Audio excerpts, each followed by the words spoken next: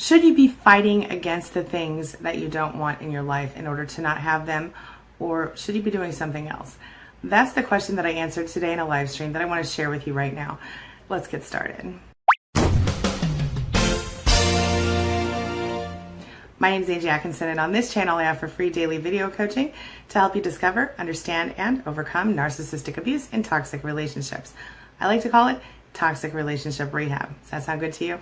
If so, hit that subscribe button and let's get going. So just a quick refresher on the law of attraction.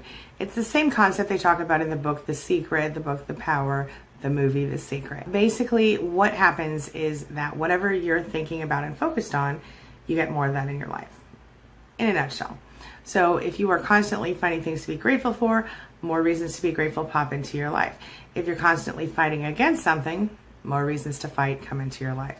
So I want you to take a look at this clip from an earlier session today where I did my live session and see how I responded to this person who asked this question, because it's a legitimate point and it's a simple way that you can start to make your life better. Take a look. SM says awful, but I'm trying to fight it and remind myself at least I took the step to travel. Here you go. Look at you with your silver lining. I'm so proud of you. She says, next time it will be better and I'll be prepared if this happens again. Yes, absolutely. And you guys are probably going to think I'm crazy when I say what I'm about to say, but when you try to fight something, you're still thinking about that thing, okay?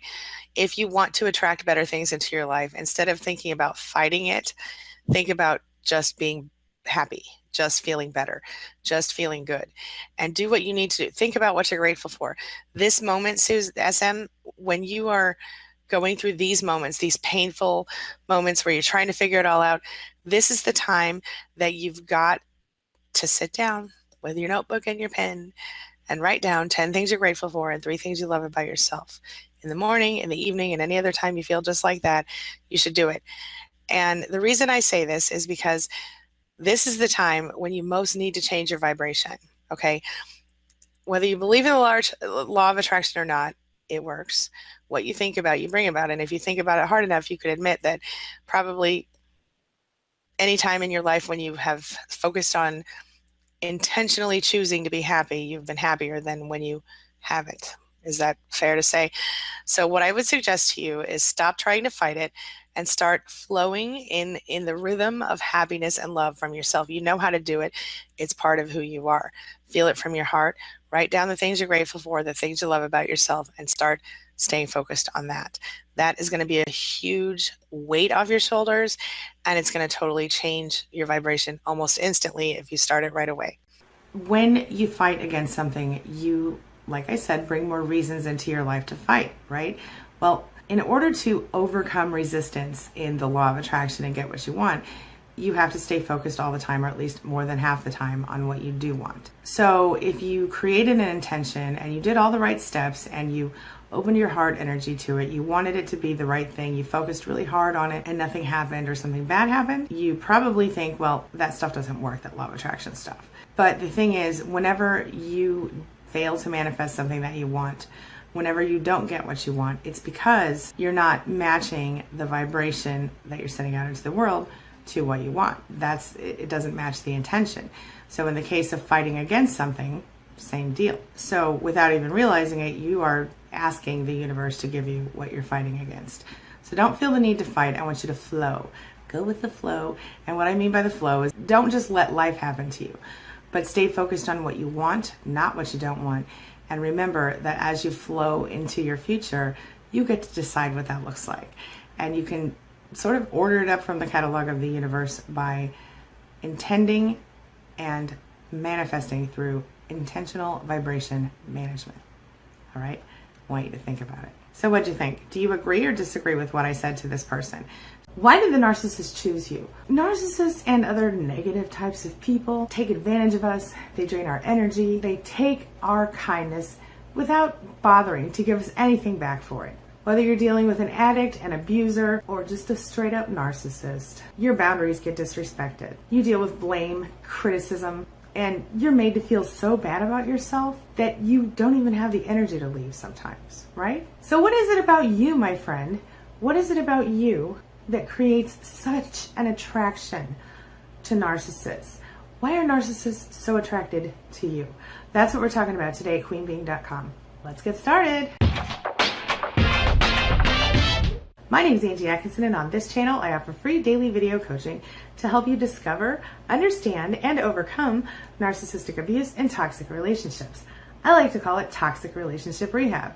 Does that sound good to you? If so, hit that subscribe button and let's get going.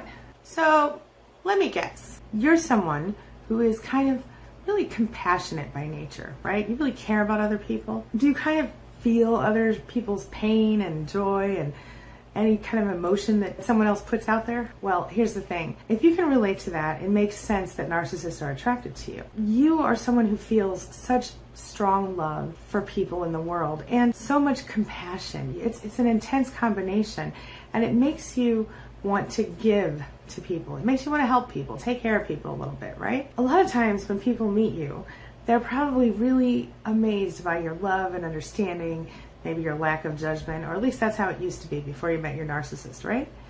And now you probably find yourself being manipulated, being treated like you don't matter, being controlled. Narcissists are experts at manipulation and control, and they sense that you're a person who reacts strongly to their negative emotions or positive ones and does whatever he or she can to make everything better when the narcissist displays extreme emotion. There are some more things we should consider in this little equation, though. There are 5 big points that a narcissist looks for in someone like you and me, in someone they want to make into their primary source of supply. The first thing you have to realize is that narcissists need people who will stroke their egos. And I don't know about you, but I have this tendency whenever I'm with someone to try to really build up their self-esteem.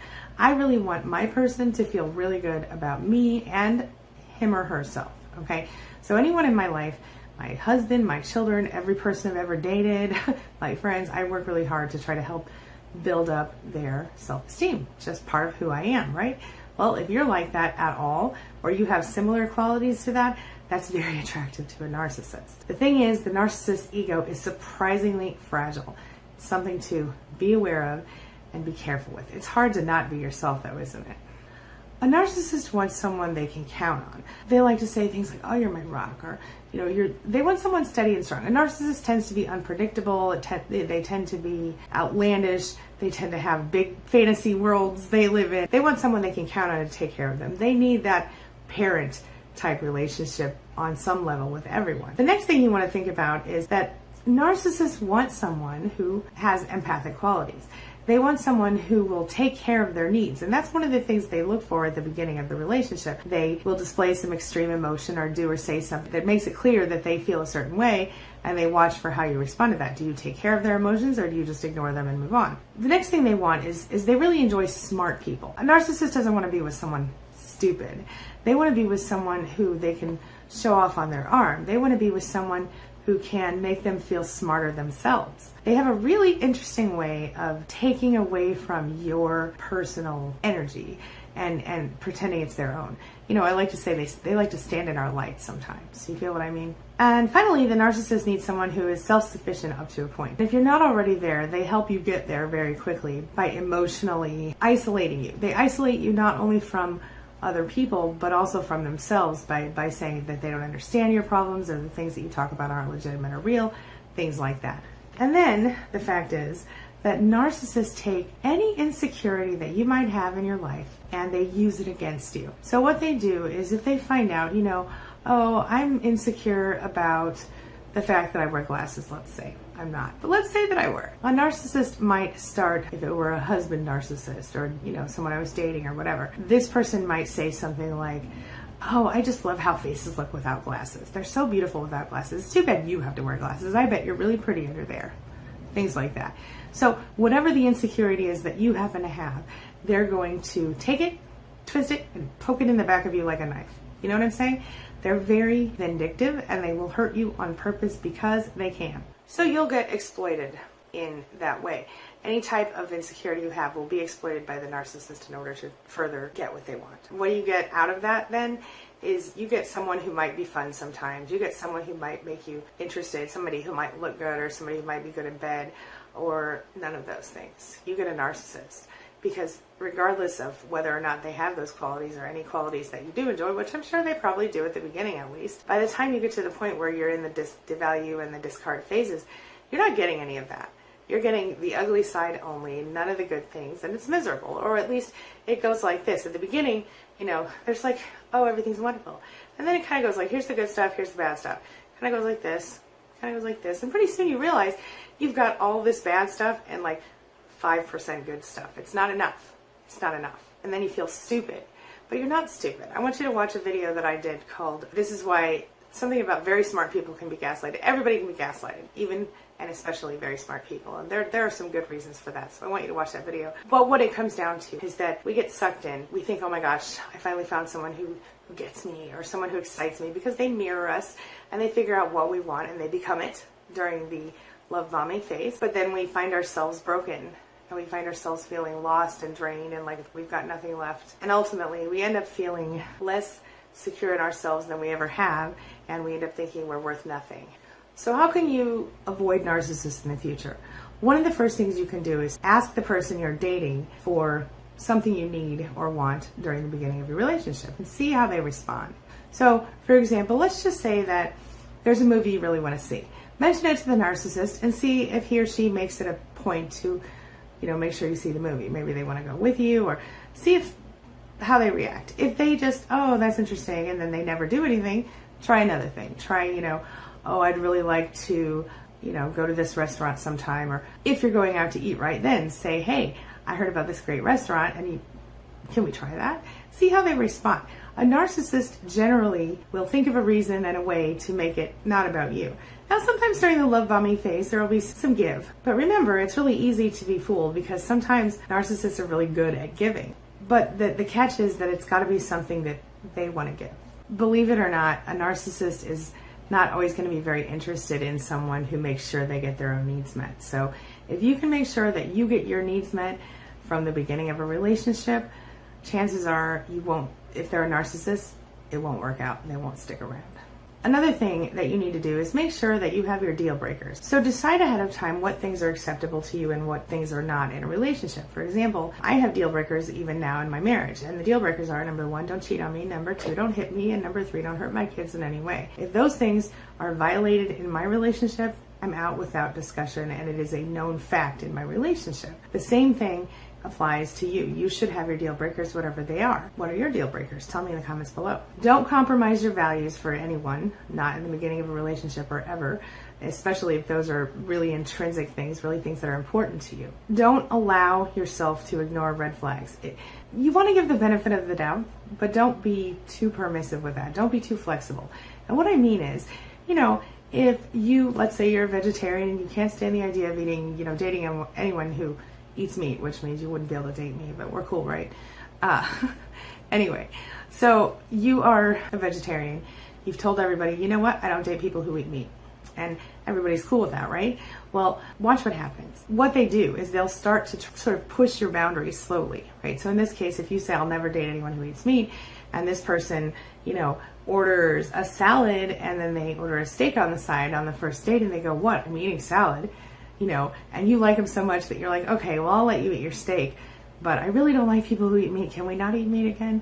And then, of course, now they've pushed your boundary. He says, I only eat steak on Saturdays, or I only eat steak once a year, and today's the day I eat steak. Whatever excuse they make, if you allow that, then what you've done is you've pushed your boundary.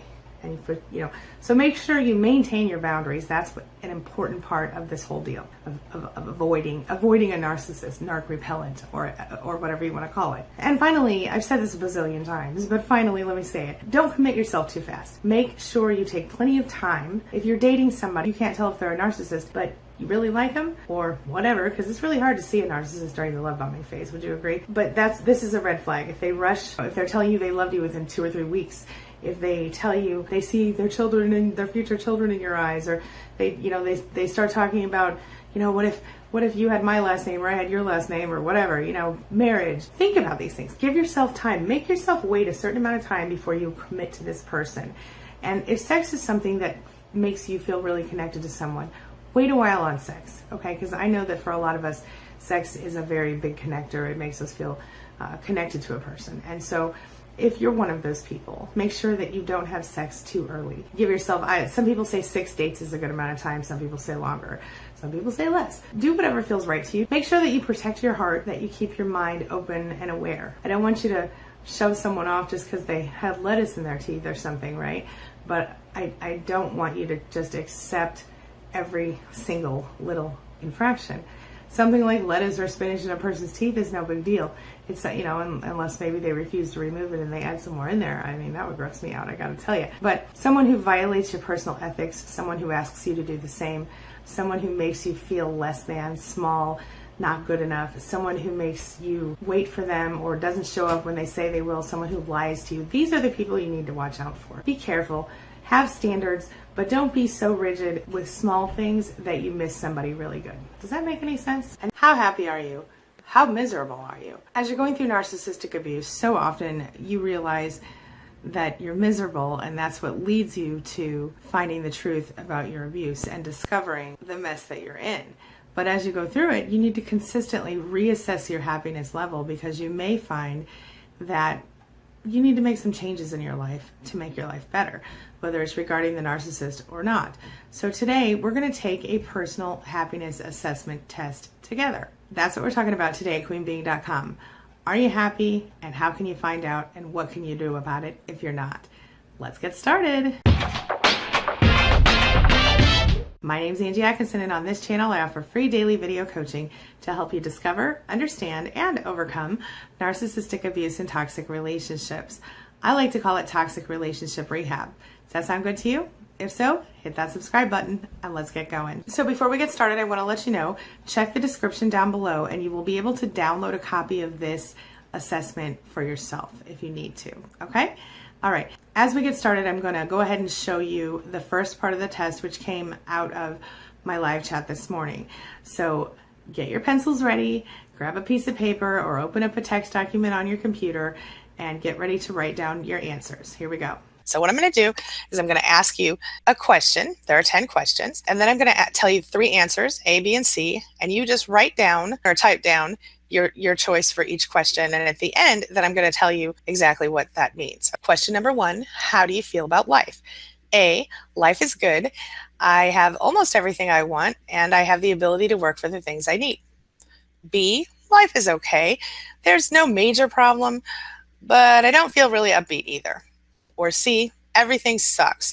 I wish I could get out of this freaking mess. Okay, so write down your answers, A, B, or C. Number 2, how often do you keep in touch with friends and family? A, regularly. B, when they contact me. C, hardly ever. Remember, sometimes family is not blood. All right, number 3, what do you do when you are faced with a difficult problem? A, I try to look at it from different angles to find the best solution. B, I try to do the minimum to get rid of the problem. Or C, problem? What problem?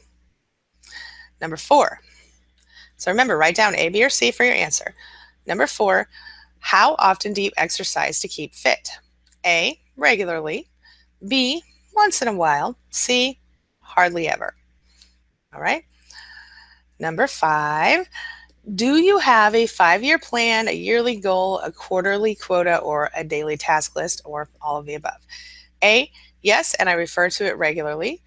B, yes, but I don't remember what it is. Or C, nah, I don't believe in planning ahead. Number 6, you are looking for a job and your skills match about 50% of the requirement. You're invited to an interview. How do you feel about your chances? A, I'm pretty sure I'll get the job if I put my best foot forward. B, I'll just attend the interview but be prepared that I might not be picked. Or C, I don't think my chances are very high. Maybe I should just skip the interview. Number 7, a friend recently lost his job and has decided to start his own business. He came to you for advice because you're a successful entrepreneur. What would you do? A, provide all the help you can so your friend can start a business and be successful as soon as possible. B, answer only the questions he asked because you don't really feel obligated to provide too much information. Or C, decline to help. You don't need another competitor. All right, number 8, do you like to acquire new knowledge, for example, learning to cook or a new language? A, yes, I enjoy learning new things. B, depends on whether or not I make money. Or C, I don't have the energy to learn anything new. Number 9, you received a promotion. How do you feel about it? A, I feel so happy, honored, and grateful. I will accept the greater responsibility that comes with a new job. B, the increase in pay is good, but I'm really worried about the increased responsibilities and how they might weigh me down. Or C, geez, it's about time. It's just a progression in my career. Number 10, when life gets hectic, what do? A, stay calm and focus and be mindful about what's going on and how to cope. B, react to problems as they surface without thinking about them too much. Or C, shut down and don't talk to anyone. All right. Now, what I want you to do is figure out how many A's, how many B's, and how many C's you got. Which answer do you have the highest count? If you had mostly A's, life is good. You're pretty happy and you're among the happiest people around you. So enjoy your life, keep it up, and help other people. B, you're kind of feeling indifferent. You're not exactly unhappy, but at the back of your mind, you really know you could do better. Or C, it can only get better. You're not happy with your current circumstances. You feel that you deserve much better, and it's about time you take action to reclaim your happiness. All right, next up, we're going to start talking about what the obstacles are that are holding you back from being happy. So if you are the happiest person you know, you probably can stop the video now. But if you've got some things you want to work on and you want to make your life a little better, well, let's get moving toward that. What do you think are the obstacles standing in the way of your happiness?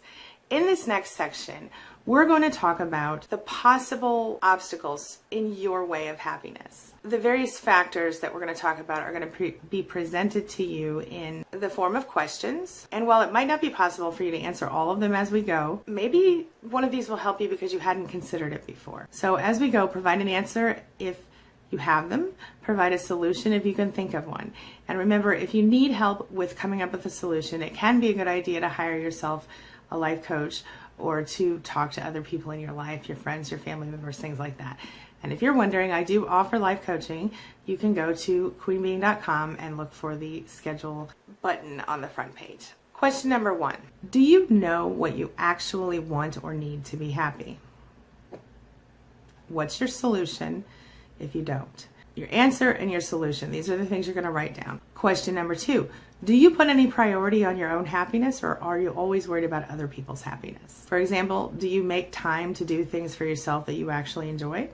Don't forget, write down your answer and your solution. If your answer is no, what's the solution to that question? Number 3, do you blame someone else for your unhappiness? For example, do you blame your parents, your narcissist, your boss, your colleagues, the economy, etc.? What's your answer and what's the solution? Number 4, is your effort in achieving happiness actually preventing you from achieving the happiness that you're looking for? For example, trying to make more money because it can buy the things that will make you happy, but ignoring personal and family health in the process?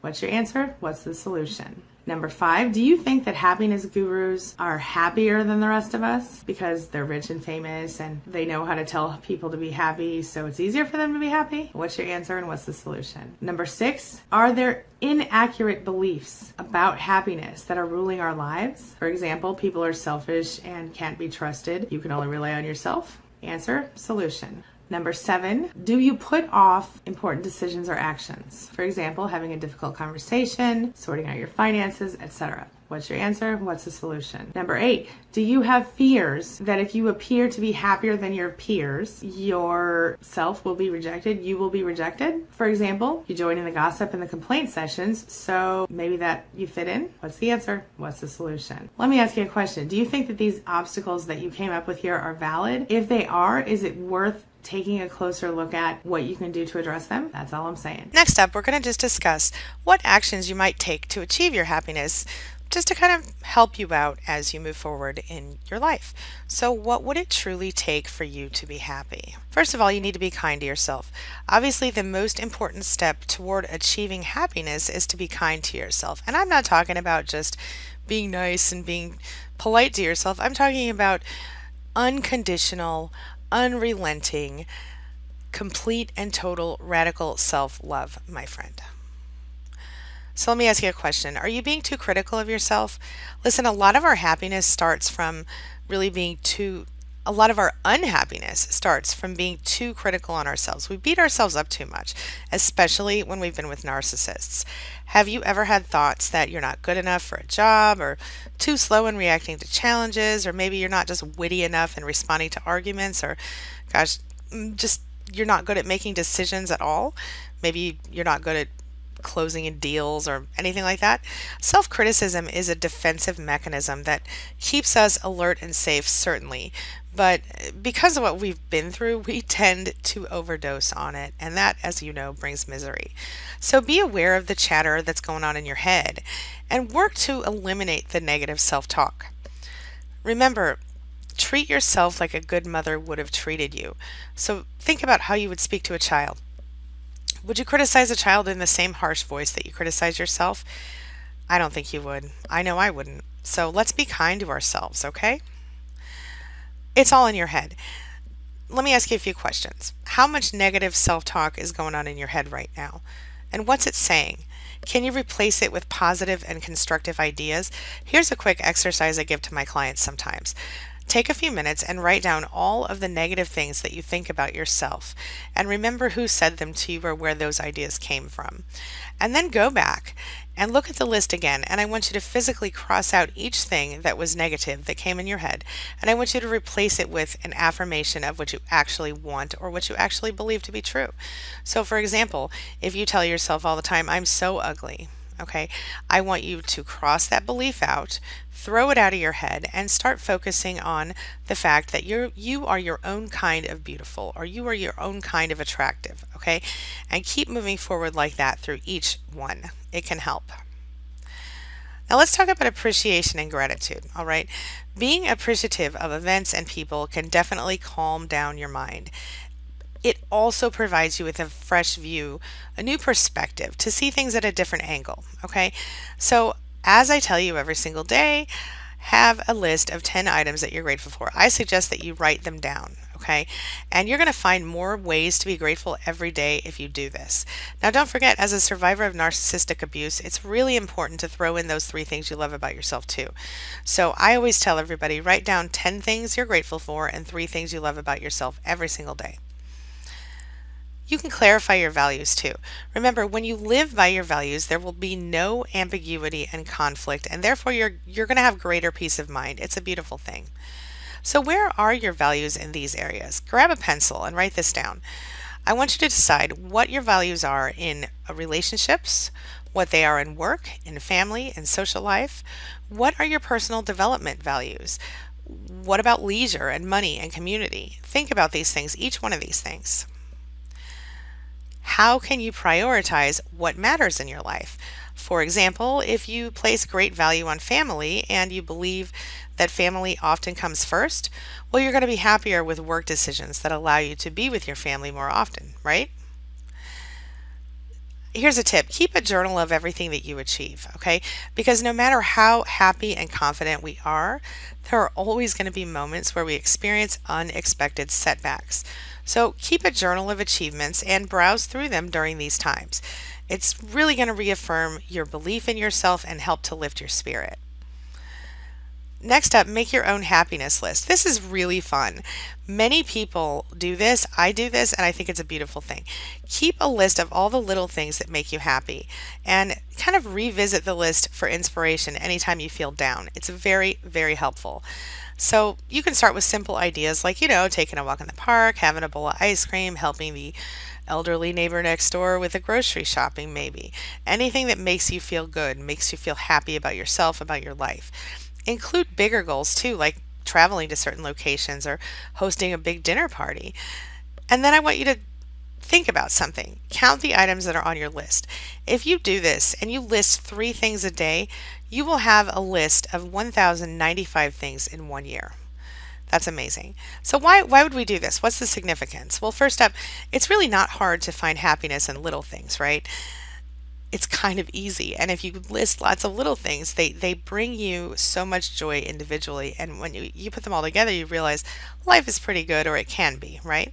Second, I want you to Realize that the longer your list is, the more reasons you have to be happy personally, and that's a pretty awesome thing. Third, with consistent effort, the number of items on your list, like I said, can be more than 1,000 a year. That's pretty awesome. And finally, when you're listing happy items, it becomes a habit. Okay, the happy mindset always looks for more happy items. So as you're doing that, you're going to want to push forward toward finding the things that you want in your life. So focus on what you want, not what you don't want. And the more you condition yourself to do that, the more you're going to grow your energy, which is going to help you to directly attract the things that you want in your life. And here's a bonus tip. Start that list and keep it going. Share it with other people in your life, maybe on social media platforms, so it can help other people. All right. Now take a look at this fun little 30-second video I've got for you right here on some other basic happiness tips. 8 tips on how to be happier. You will have less negative emotions if you're getting more sleep. Exercise releases endorphins that make us feel happier. Spending time outside in the fresh air can improve your mood. Giving back and helping others will enrich your life and make you happier. Spend time with friends and family. Smile more. Might sound cheesy, but it really does help. Meditating improves focus and keeps you calm, which in turn improves your state of mind. Focus on the things you're grateful for and which make you happy. I'm going to leave you today with a Persian proverb, and it says, I cursed the fact that I had no shoes until I saw the man who had no feet. And now it's time for the question of the day. And the question of the day is, how'd you do on the test? Did you enjoy it? Did you have fun?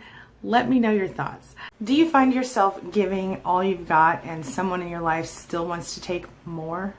Do you sometimes go without what you want or need in order to keep the peace? Are you afraid to confront someone on something that they're doing that is not acceptable to you, and the reason that you're scared is because you know that if you don't keep yourself calm and allow the things that you don't want to happen, you will upset someone and make your life so much harder? If you answered yes to any of those questions, you might be dealing with a toxic narcissist. And you, my friend, you might be a people pleaser. Good news is that you're probably also an empath. The bad news is that also makes you especially attractive to toxic types like narcissists. Today I'm going to help you learn what you need to do to take back your life, to take back your power, and start to become the powerful, amazing person that you really are on the inside. All right, so let's get started. My name is Angie Atkinson, and on this channel I offer free daily video coaching to help you discover, understand, and overcome narcissistic abuse in toxic relationships. I like to call it toxic relationship rehab. Does that sound good to you? If so, hit that subscribe button and let's get going. Being in love with a narcissist can feel completely amazing in the beginning, am I right? Not only do you get love bombed, you get idealized, life seems perfect. Part of that might be, as you later discover, because they have mirrored you, they have pretended to be exactly what they know that you want. The truth is that you quickly develop what some people call codependency issues when you go through narcissistic abuse. And if you came out of a family that had narcissists involved, chances are that it's going to get even more difficult for you as you go forward. But if you had those childhood issues, that's part of the reason that you're going to feel so vulnerable to a narcissist in the beginning. See, because growing up, you felt unloved a lot, right? And as you continued to grow, you looked for that love and you found it, you thought. You met this person, they seemed amazing, they seemed to be right on your page, and they were totally on your side, at least at the beginning, right? You fall in love, everything is wonderful, but then the honeymoon phase, it's over. And guess what happens now? You start the devalue phase. Well, that's when the narcissist starts to attack you and tear you down, and subtly at first they tell you all the things that are wrong with you, and if only you could be this way or that way or the other way, everything becomes a problem. You start to look for ways that you can make your life easier, faster, and better. Of course, as that goes on, you hit the discard phase, and pretty soon, before you know it, you are in the middle of your worst nightmare, and it does involve that narcissist. At this point, you probably will really wish you could just have your life back. But here's the problem, my friend. The only way you're going to get back your life and your power is to take it. So today we're going to talk about how to take back your power. But before we get started, I want to tell you, stick around to the end of the video, because at the end of the video, I'm going to share with you a special link to my new 7-day mini boot camp.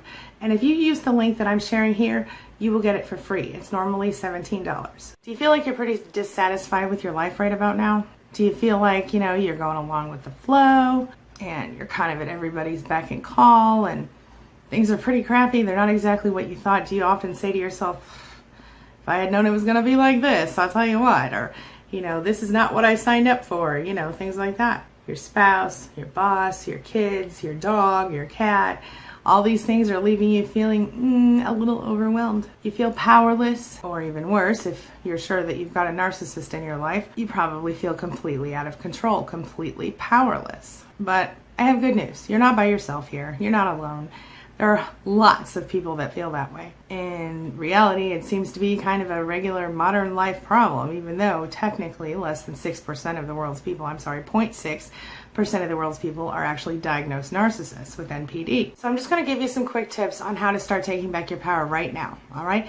The first one is clear out old negative energy. So anything that you're holding on to that you just need to get over so you can move forward, work on letting go of that, all right? Number 2, clear your head. Get clear about exactly what it is that you specifically want out of this whole deal. Are you trying to stick around with a narcissist? Are you looking to move on?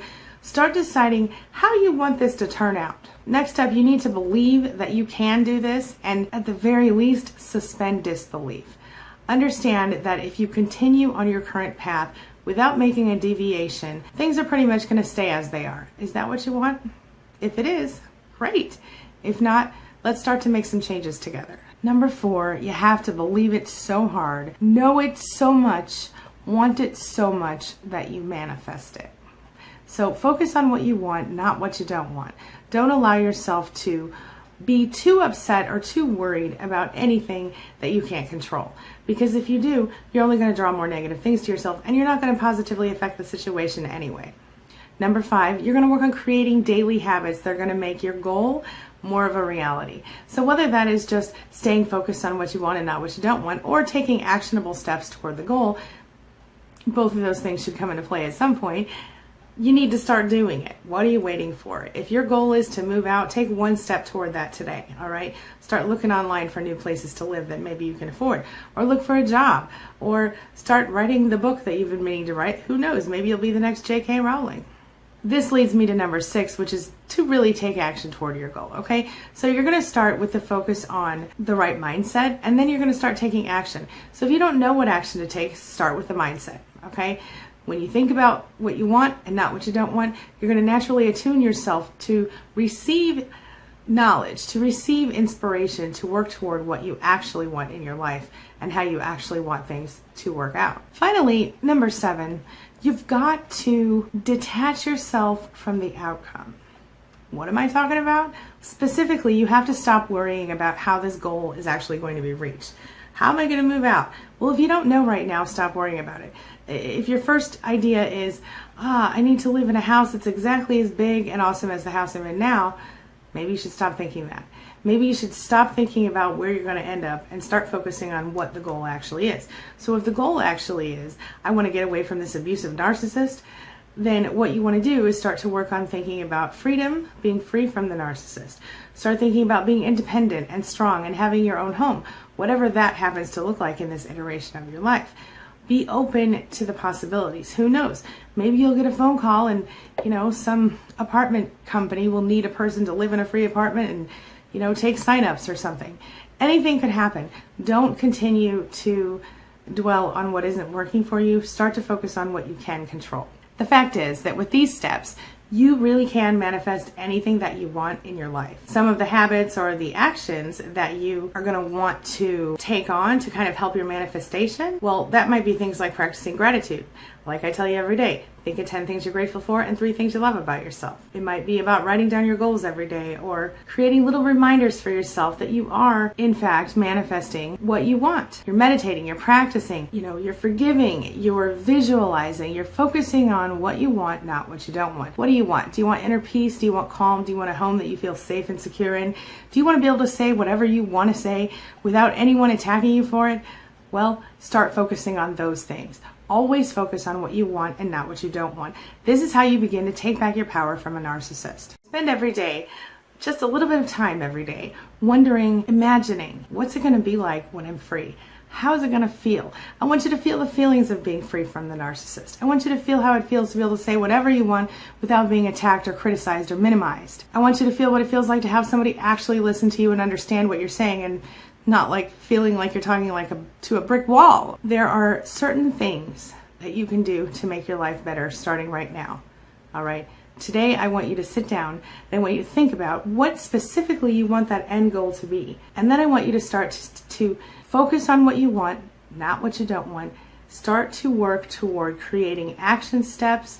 Start to work toward making your life better starting right now. Today, I want you to take one small step toward the goal that you want. Can you do that for me? All right. Now, before I wrap up, let me just say two things. Number one, question of the day. And the question of the day is, what do you want to change in your life? What is the big, massive change that you're working on right now? Does it have to do with a narcissist, or are you already past the narcissist and you're looking to take the next step? Number two, I am giving you free access to my 7-day mini course. Anyone who is part of my little community here, you can click the link in the description below and you can sign up for free. Now, if you go through and you don't use the link in the description below, it's going to cost you $17. So keep that in mind as you go forward, all right? Okay, that's all I've got for you today. Thank you so much for being a part of my day and a part of my life. And hey, thanks for letting me be a part of yours. It really does mean a lot to me. I'll see you soon. It's my mission to teach others what I know to be true. You really can create the life you want. Take care of your body, take care of your soul, nurture the real you, and introduce him or her to the world. Be comfortable in your own skin and in your place in this world. Take your spot, take it now, and the universe will take its cue from you. You feel me? If so, subscribe to my channel. Let's get it done together.